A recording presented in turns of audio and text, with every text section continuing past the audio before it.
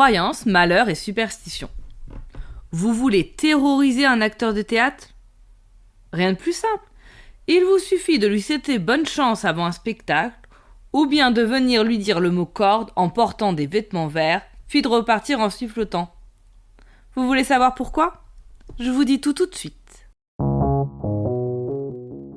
Bienvenue, tu écoutes la rubrique Tout ou presque par Marion Lorgnay pour le podcast L'entrée des coulisses, le podcast qui soutient la diversité artistique en rendant visibles des artistes méconnus et talentueux.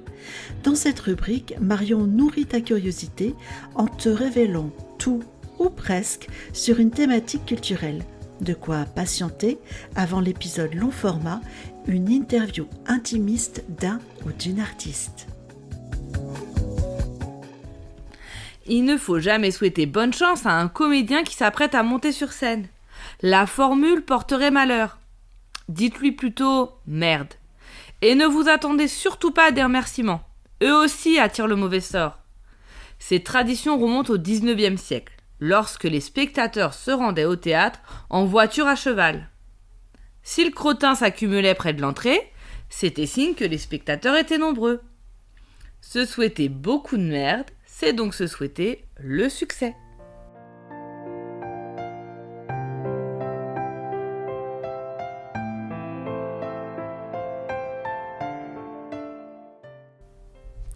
Le théâtre connaît aussi des mots interdits. On peut dire fil ou bout, mais jamais, jamais, jamais corde. Ce mot est proscrit au théâtre. Pourquoi ? Parce que souvent les techniciens de scène étaient d'anciens marins, et que sur les navires, toutes les cordes ont un nom particulier. Drisse, amarre, écoute. La seule corde qu'on appelle corde est celle qui servait à pendre les criminels. Une autre théorie veut que le principe remonte au Moyen-Âge, époque où la discipline théâtrale et ses troupes étaient itinérantes et vivaient dans la pauvreté. Les acteurs se trouvaient alors souvent pendus pour avoir volé de quoi manger. Bon, si aujourd'hui ces deux raisons sont obsolètes, celui qui osera malgré tout prononcer le mot interdit sur scène devra payer une tournée de vin blanc à toute l'équipe. On ne siffle pas non plus dans un théâtre, sachez-le. Encore une superstition issue du monde de la marine. Les régisseurs, donc anciens marins, communiquaient entre eux à l'aide de sifflements codés. En sifflant à contretemps, on risque donc d'entraver le bon déroulement d'un spectacle. Cette superstition trouve aussi son origine au XIXe siècle, lorsqu'on éclairait les salles au gaz. Un sifflement pouvait indiquer une fuite de gaz, donc un risque d'explosion. Alors gare à vous, pas de corde et pas de sifflement.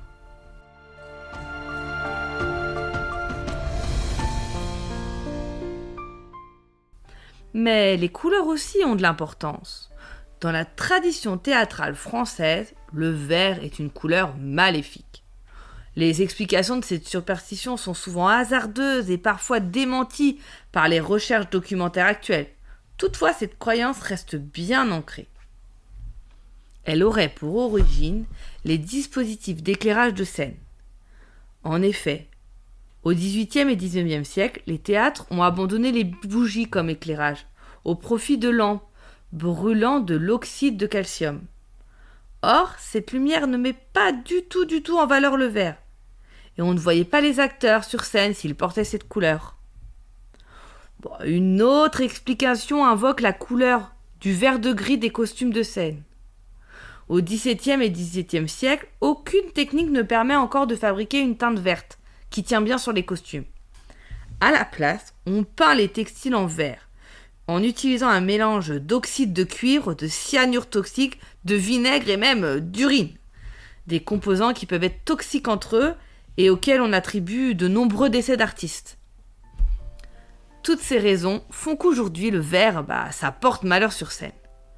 Une autre explication nous dirait que selon la légende, Molière serait mort en jouant le malade imaginaire le 17 février 1673. Selon la légende, il serait mort sur scène et son costume était de couleur verte.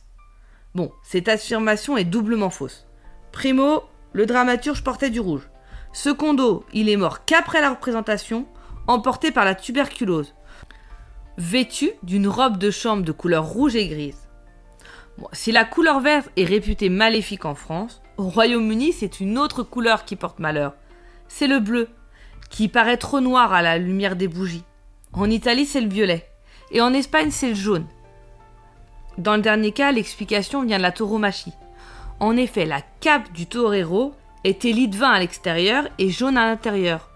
Si le torero est encore né, la dernière couleur qu'il verra, ce sera le jaune. Voilà, maintenant vous savez tout ou presque des superstitions du théâtre. Tu as aimé cet épisode ? Eh bien, retrouve-nous, Marion et moi, sur le compte Instagram de l'entrée des coulisses. Nous pourrons papoter ensemble sur le contenu de cette rubrique et plus encore. Cela te fera patienter jusqu'à l'épisode long format, l'interview d'un ou d'une artiste qui est vraiment, mais vraiment à connaître. Crois-moi. Allez-y, on referme cette rubrique. À bientôt.